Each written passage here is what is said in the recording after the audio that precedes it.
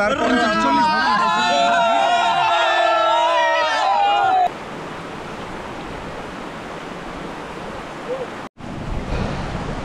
এখন যে জায়গাটায় আছি মানে আমি কোন ভিউটা রেখে কোন ভিউটা নিব আমি আসলে বুঝে পাই না।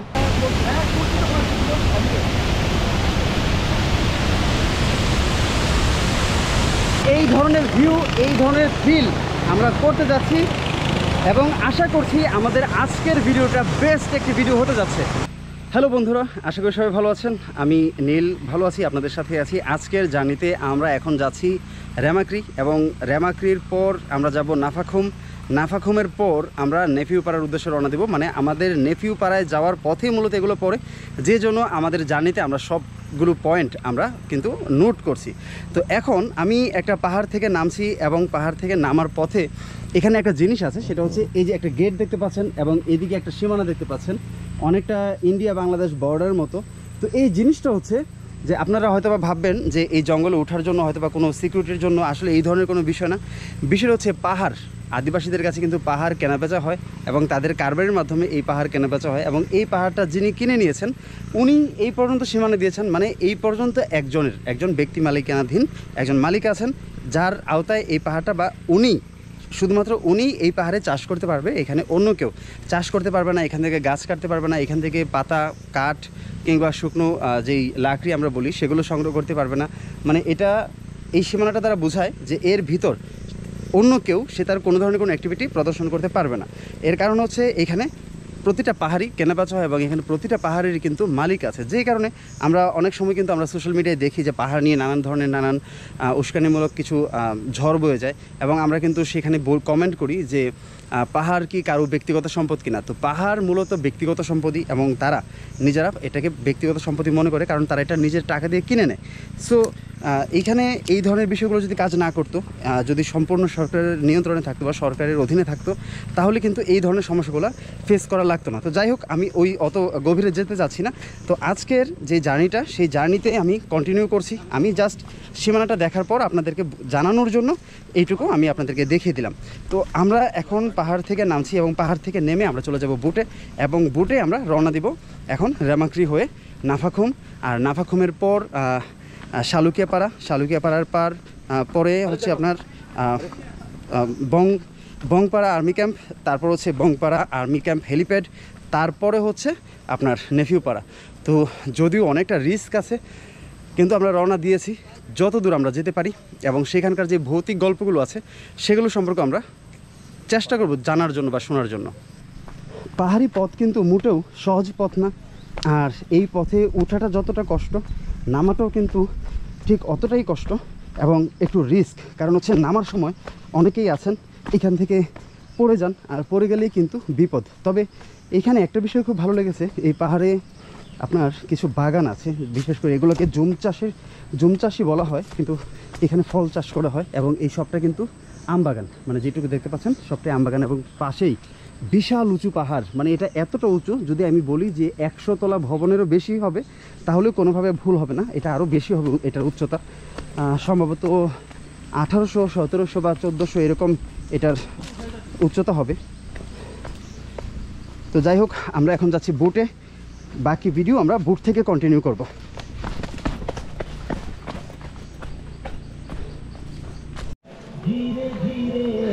দাদা, আপনাদের পাড়াটার নাম কি? হ্যাঁ হ্যাঁ, থাংং। এগুলো কি বিক্রি হয়? খাবেন নাকি কলা? আচ্ছা, এটা হচ্ছে থাংং পাড়া এবং এখানে আমাদের যাওয়ার পথে এই পাড়াটা পড়ে এবং এখানে হিন্দি গান বাজে। মানে তাদেরকে দেখেন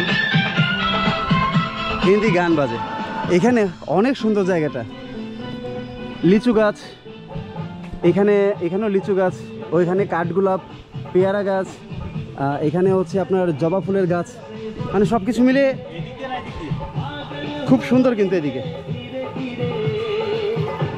আচ্ছা, এখানে একটা কমলা গাছ আছে, এখানে একটা চায়না কমলা গাছ আছে, যদি দেখাই, এই হচ্ছে সেই কমলা।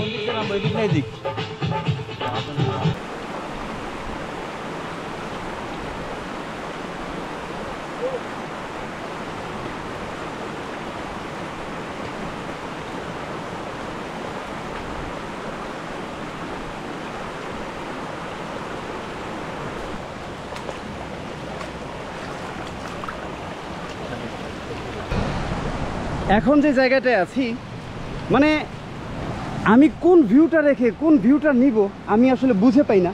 কারণ এইখানকার যে ঝিরিটা মানে এটা হচ্ছে লাংলোক ঝর্ণা থেকে যে ঝিরিটা এখানে এসেছে, এটা সেই ঝিরিটা।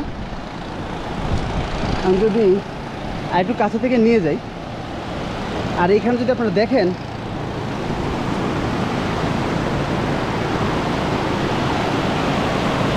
অসাধারণ ভিউ। এই ধরনের ভিউ দেখে আপনি নিজেকে কোনোভাবেই কিন্তু কন্ট্রোল করতে পারবেন না। আর এইখান দিয়ে একটা নৌকাও যাচ্ছে, এই নৌকাটা এদিকে কিন্তু যাওয়ার সময় বেশ কিছু নৌকা হয় আপনার ক্র্যাশ করে।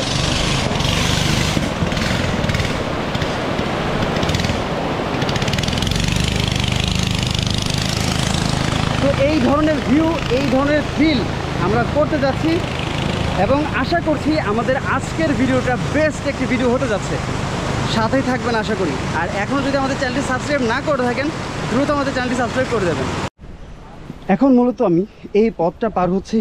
আসলে অ্যাডভেঞ্চার কাকে বলে? আনএক্সপেক্টেড রাস্তা, আনএক্সপেক্টেড ভিউ, আনএক্সপেক্টেড সব কিছু যখনই আপনি পাবেন তখনই মূলত সেটা অ্যাডভেঞ্চার। অ্যাডভেঞ্চার কিন্তু শুধুমাত্র যে বনে গেলেই হয় বা জঙ্গলে গেলেই হয়, বিষয়টা কিন্তু এরকম না। আপনি যে কোনো জায়গায় অ্যাডভেঞ্চার করতে পারেন যদি এই ধরনের জায়গা পান। তো এনিওয়ে আমাদের বুট চলে এসেছে, এখন আমি বুটে উঠে যাব। হ্যাঁ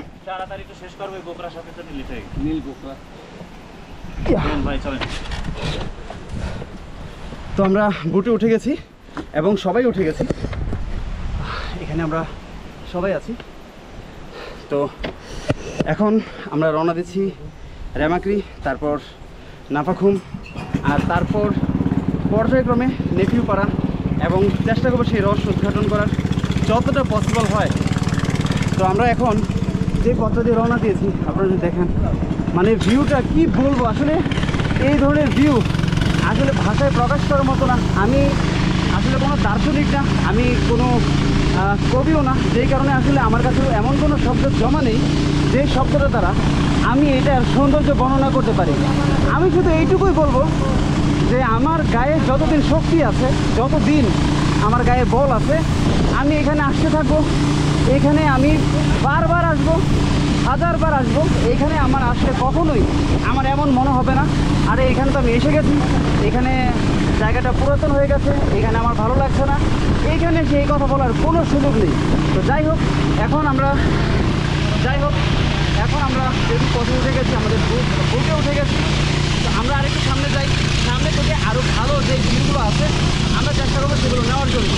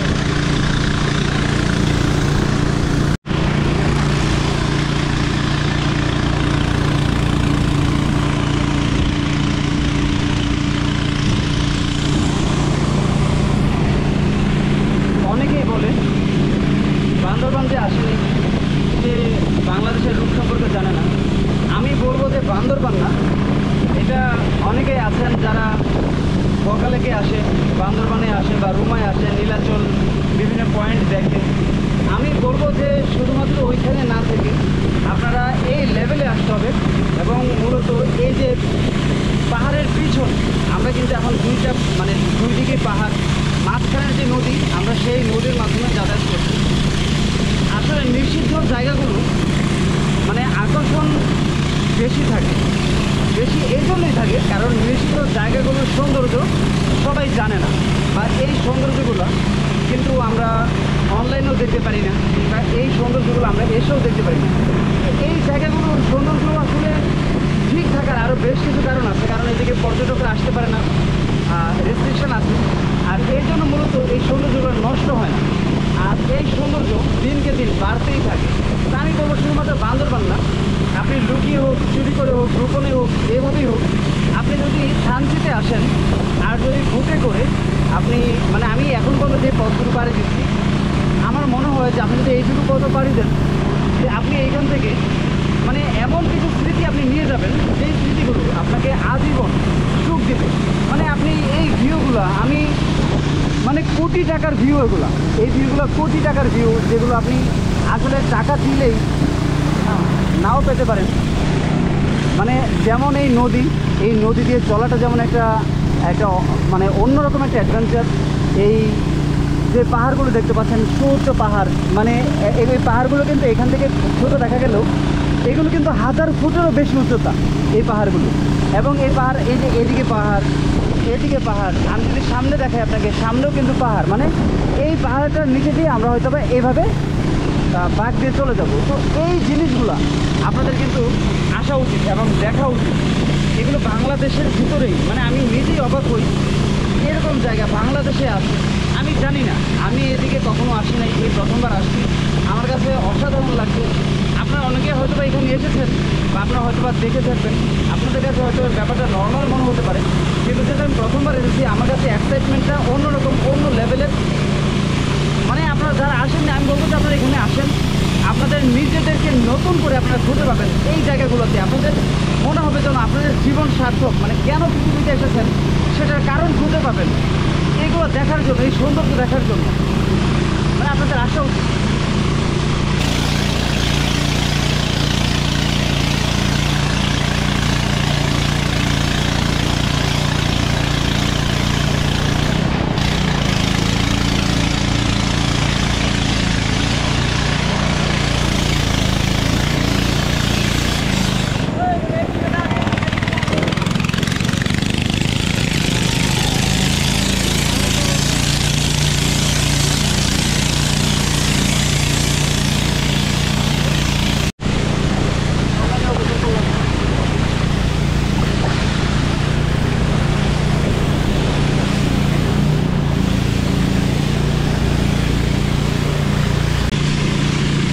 জার্নিতে এসেছি, অলরেডি কিন্তু বিজিবি আমাদের পেছনে পড়ে গেছে। এরকম নিউজ আসছে যে সামনে আরও বিজিবি আছে। আমাদের যাত্রা হয়তো বা খুব তাড়াতাড়ি ক্লোজ হয়ে যেতে পারে, কারণ আমরা এই পর্যন্ত 2টা ক্যাম্প ফাঁকি দিয়ে এসেছি। এখন যেই জায়গাটাতে আমরা আছি, আমরা যদি চাই যে এখান থেকে পাহাড় ট্রেকিং করে যাব, আসলে ওইটাও পসিবল না, কারণ আমরা পথ চিনি না। আমাদের সাথে যিনি আছেন উনি হচ্ছেন গাইড প্লাস বুটম্যান। উনি ওনার বুট রেখে আমাদেরকে নিয়ে ওইখানে যেতে পারবে না। উনি মূলত এই নদী পথে আমাদেরকে নিয়ে যেত, কিন্তু এখন এই নদী পথেই আর্মি বা বিজিবি তারা একটু সমস্যা দেখাচ্ছে। আর এই সমস্যাটা দেখা দেয় কখন? যখন কেউ হারিয়ে যায় কিংবা কেউ কোনো কমপ্লেন করে, যখন কাউকে খুঁজে পাওয়া যায় না, মূলত তখনই এই ধরনের অ্যাক্টিভিটি তারা বাড়িয়ে দেয়। আর এখন মূলত ওই ধরনের কোনো একটা ঘটনা ঘটেছে, যেই কারণে এখানে কিন্তু প্রচুর মানুষ বা ওই যে আর্মি, এখানে এই যে আর্মিরা একটু ইয়ে করছে। হ্যাঁ, যান যান, এখানে দাঁড়াবো, সমস্যা কি? সমস্যা নেই, আপনি যান না। আচ্ছা, এই যে আর্মিরা এখানেই আছে, যে কারণে একটু সমস্যায় আমরা পড়তে পারি।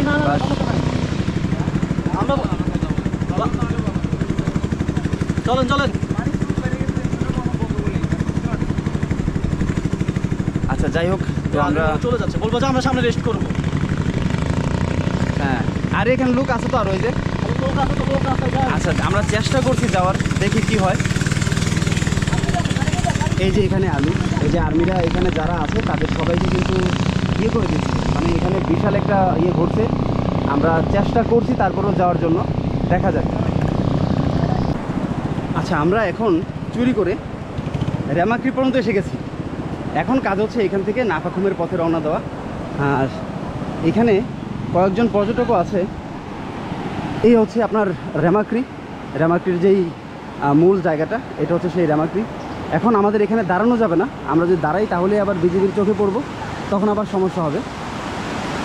আমরা যেটা করব, এখন এই পথ দিয়ে চলে যাব। এই যাত্রা রক্ষা পেয়েছি এবং এখন রেমাক্রি থেকে আমরা নাফাখুমের উদ্দেশ্যে রওনা দিয়েছি। মানে যে কোনো জায়গায় যে কোনো সমস্যা হতে পারে, তবে আমরা চেষ্টা করছি কোনোভাবেই পৌঁছতে পারি। মানে এখানে এমন রাস্তা যে পাথর, নৌকা সেটা বারবার বাড়ি খাচ্ছে, মানে যে কোনো সময় নৌকা ভেঙে যেতে পারে, আমরা বিপদে পড়তে পারি। এর বাইরে বিজিবি, আর্মি তারা তো আছেই। এই সব কিছু আমরা করতেছি গোপনে, মানে আমরা চুরি করে মূলত এই উদ্দেশ্যে রওনা দিয়েছি, যেখানে আমাদের পথে কিন্তু একজনও নেই। মানে আমরা দেখি এখানে কিন্তু একজনও আর কিন্তু নেই, মানে আমরাই এখানে, কিন্তু আমাদের আগে পরে আর কেউ নেই। তো আমরা চেষ্টা করছি শেষ পর্যন্ত পৌঁছার। আমাদের উদ্দেশ্য নাফাখুম নয়, আমাদের উদ্দেশ্য নাফাখুম থেকে নিভিউপাড়া।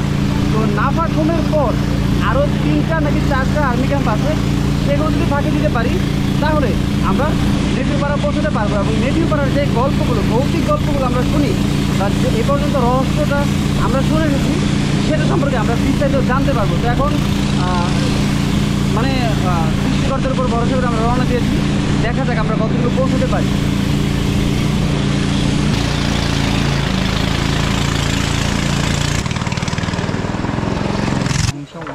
ফংস ওয়াইন এই জায়গার নাম।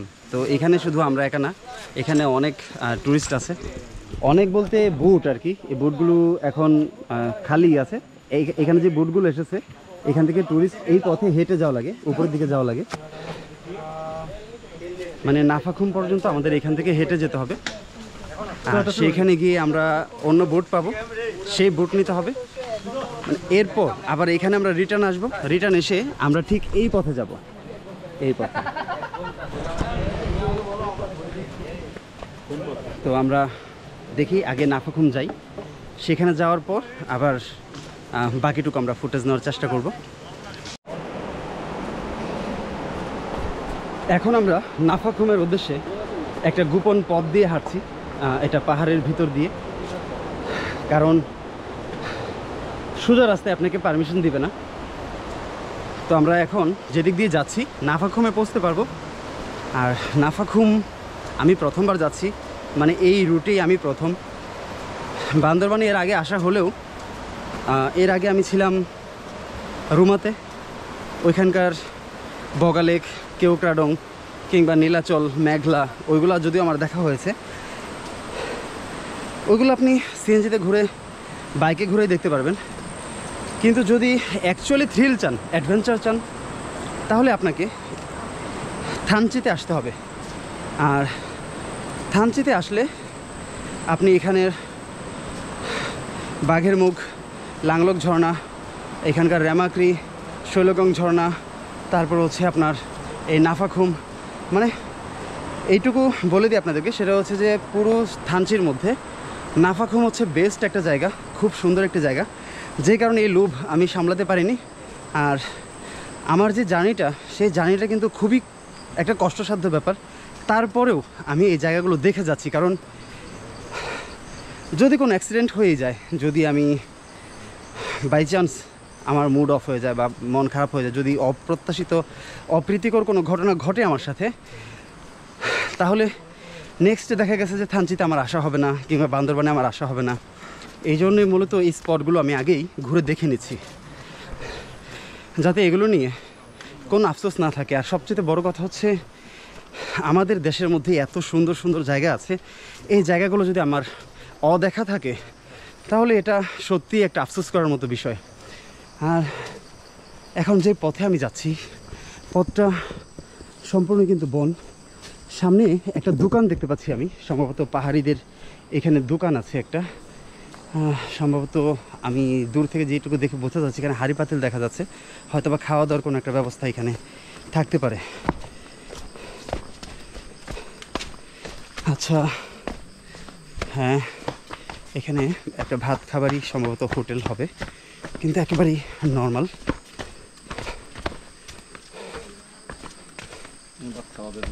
ভাত খাওয়া যায় না?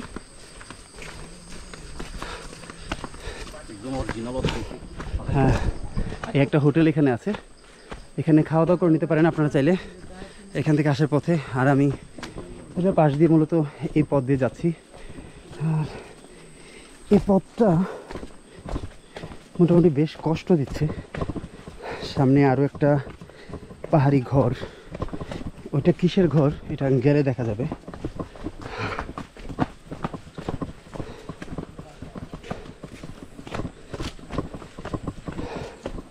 আচ্ছা, এটা একটা দোকান ঘর, আপনারা চাইলে এখানে এসে কিন্তু কিছু খেয়ে নিতে পারেন। চাটা পাওয়া যায় এখানে, চা পাওয়া যায় না ভাই? একটা বস্তা হবে, নৌকা নাই, নৌকা উপরে গেছে, আসবে কিছুক্ষণ পরে। আচ্ছা, এখান থেকে আমাদের নৌকায় যেতে হবে, আর এখন নৌকা নেই এখানে। তো নৌকা আসা পর্যন্ত আমাদের এই দোকানে অপেক্ষা করতে হবে। তো আমরা একটু চাটা খেয়ে নিব, একটু বিরতি দিয়ে নিব এখানে। আর এমনিতে অনেক জার্নি হয়ে গেছে, খুব ক্লান্ত লাগছে, কিছু খেয়ে নিয়ে এটাই আমার জন্য একটু বেটার মনে হচ্ছে।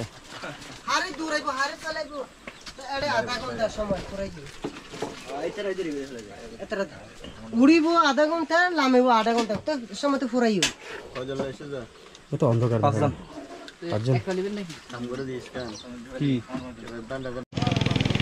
আচ্ছা, এইখান থেকে আমাদের নাফাখুমের জন্য অন্য একটি নৌকা নিতে হবে, এবং আমরা এই নৌকাটি নিয়েছি। তো এইখান থেকে এই নৌকা করে আমরা যাব নাফাখুমে।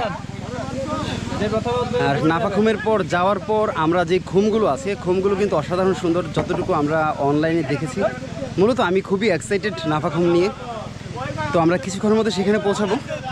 সেখানে যাওয়ার পর আমি আবারও লাইভে আসবো, বা আপনারা দেখতে পারবেন। আমরা এখন নাফাখুমের বোটে আছি, এবং কিছুক্ষণের মধ্যে আমরা কিন্তু নাফাখুমে পৌঁছবো। আর আশা করছি নাফাখুমের যাত্রাটা আমাদের খুব সুন্দর হতে চলেছে। তো এখানে আমরা নামবো, এবং এইখান থেকে আবারও কিছুটা পথ আমাদের ট্রেকিং করতে হবে। মানে এখানে নামার পর আমাদেরকে আবারও কিছুটা পথ হেঁটে যেতে হবে।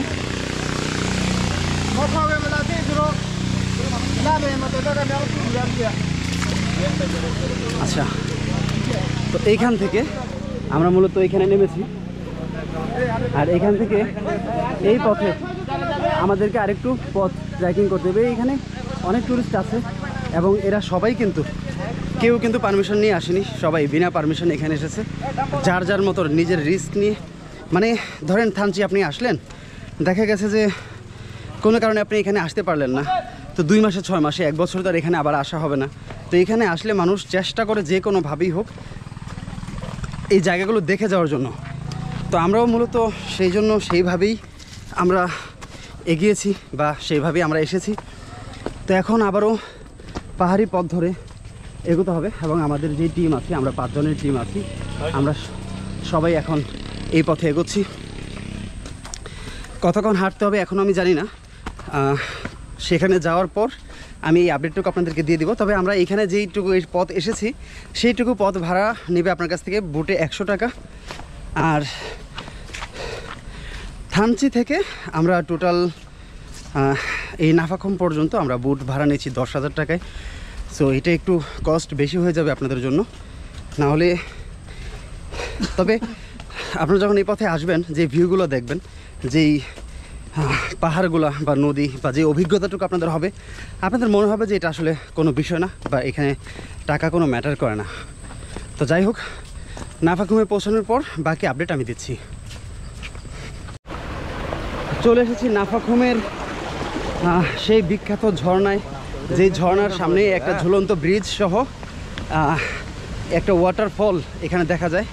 যদি আপনারা এটুকু দেখেন তাহলে অসাধারণ একটা ভিউ এখানে। এই সেই ওয়াটারফল যেখানে এখন আমি আছি, মানে আমি এখন যেখানে দাঁড়িয়ে আছি সেখানেও কিন্তু মানে পানি বাষ্প হয়ে উড়ে আসছে। আর এখান থেকে যদি দেখি, এটা অসাধারণ একটা ভিউ। মানে এই ভিউ দেখে আপনি কোনোভাবেই নিজেকে ঠিক রাখতে পারবেন না। মানে মানে সাদার তো একটা লিমিট আছে, ধপধপে সাদা এইখানে। আর এইখানটায় এখানে বিভিন্ন মাছ এখানে লাফালাফি করছে, আমি দেখছি। ক্যামেরাতে যদিও আমরা ক্যাপচার করা পসিবল হবে না, কারণ এখানে ড্রোনও পাঠানো যাবে না, কিন্তু অসাধারণ একটা ভিউ। মানে আপনি এই জায়গাটা যখন আসবেন, যত কষ্টই আপনি করেছেন এই পর্যন্ত আসলে আপনার কষ্ট আপনার মনে থাকবে না, কোনো কিছু আপনার আর গায়ে লাগবে না। মানে এই জায়গায় এসেছেন তো আপনার মনে হবে যেন আমি দুনিয়াতেই কোনো স্বর্গে প্রবেশ করেছি। মানে অসাধারণ একটা ভিউ, মানে কি বলবো, ইয়া অসাধারণ অসাধারণ অনুভূতি।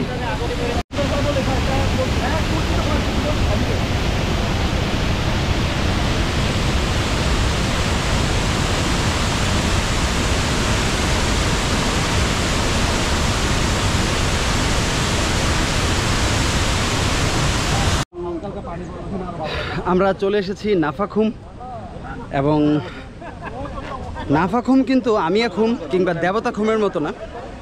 নাফাখুম হচ্ছে এখানে একটু আগে যে ঝর্ণাটা আমরা দেখিয়েছি নায়াগ্রা ফলের মতো, মূলত ওইটা যেখান থেকে যায় বা যেই জায়গাটা থেকে যায় আমরা সেই জায়গাটায় আছি এখন। এবং এখানে মোটামুটি বেশ কিছু পর্যটক এখানে আছে এবং তারা এখানে গোসল করছে, এখানে শাওয়ার নিচ্ছে। তো আমরা ভাবছি যে এখানে কি আমরা শাওয়ার নেব কি নেব না, নাকি আমরা রেমাকৃতি চলে যাব। রেমাকৃতি কিন্তু যেই ওইটাও ঝর্ণা বলা চলে না, ওইটাও এরকমই একটা ঝিরির মাঝখান থেকে বেশ কিছু পানি একদিক থেকে ছুটে চলে। তো আমরা ভাবছি যে সেইখানে গিয়ে সেইখানে আমরা গোসল করব, অথবা এখানে যে ঝিরিটা আছে, যে ঝিরিটার পানিটা কিন্তু অসাধারণ ঠান্ডা, তো এইটা তো আপনারা কিন্তু শাওয়ার নিতে পারেন। আর এইখানে এই যে এই জায়গাটাও অসাধারণ একটা জায়গা। মানে আপনারা যখন এখানে আসবেন, আমি এইটুকু গ্যারান্টি দিতে পারি যে আপনাদের কষ্ট কিংবা খরচ বা কষ্ট কোনোটাই আপনার মনে থাকবে না। জায়গাটা এতটাই সুন্দর, এতটাই শীতল, এতটাই মুগ্ধকর, মনোমুগ্ধকর। আসলে এটা নিয়ে আমি কোনো শব্দ চয়ন করতে চাই না, কারণ সেই শব্দ চয়ন করার মতো কোনো শব্দ আমার কাছে নেই। আমি শুধু এইটুকুই বলবো যে আপনারা জাস্ট এখানে আসবেন, এখানে দেখবেন অসাধারণ ভিউ।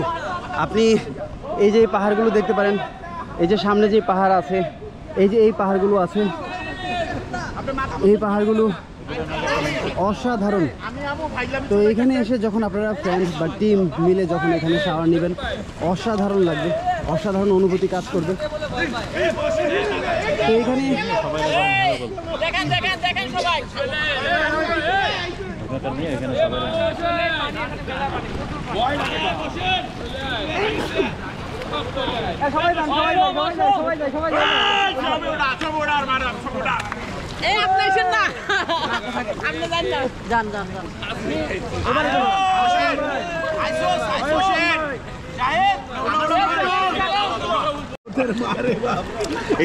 পানিতে নেমে গেছি, এখানে অসাধারণ কিছু ভাইদেরকে পেয়েছি যারা এখানে সবাই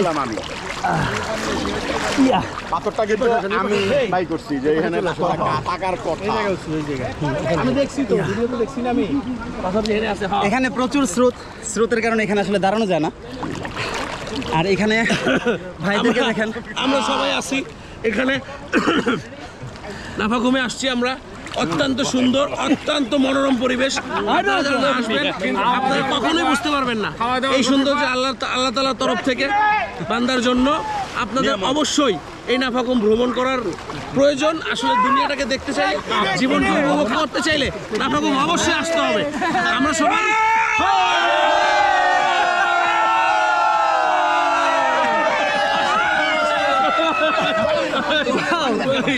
আজকের জার্নি মনে রাখার মতো, সারা জীবন মনে রাখবো। এখানে একটা বিষয় আছে, সেই বিষয় হচ্ছে এই ভাইরা কিন্তু কেউ আমাদের এজেন্ট না, অনেক সিনিয়র আমাদের, কিন্তু এই সময় এসে তারা যেভাবে গ্রুপ ট্যুর দিচ্ছে, তারা সবাই মিলেমিশে যেভাবে এখানে ঘুরছে, মানে তাদের যে এনার্জি লেভেল, এর আসলে কোনো শব্দ হয় না, এর কোনো উপমা হয় না, এর কোনো তুলনা হয় না। সবার বয়স 50-এর কোঠায়, তার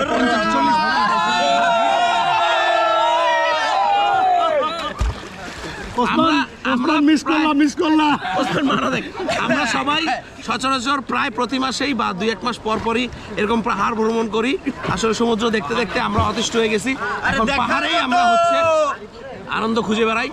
পাহাড়েই আল্লাহ তাআলার নিয়ামত, পাহাড়েই আপনারা সমস্ত জীবনের মজা নিতে চাইলে পাহাড়েই আসবেন এবং পাহাড়কে উপভোগ করতে চান। আজকে আমরা এখানে শেষ করছি, দেখা হচ্ছে আমাদের পরবর্তী ভিডিওতে। এবং নাফা ঘুমের পর আমরা কিন্তু যাচ্ছি নেফিউ পাড়া চিকনকালা, যেখানে বাংলাদেশের 7টি অষ্টম আশ্চর্যের মধ্যে বাংলাদেশের মধ্যে টপ রহস্যের মধ্যে একটি। তো ওইখানে যাওয়া পর্যন্ত আমাদের জার্নি কন্টিনিউ থাকবে, সাথেই থাকবেন। আল্লাহ হাফেজ। আল্লাহ হাফেজ।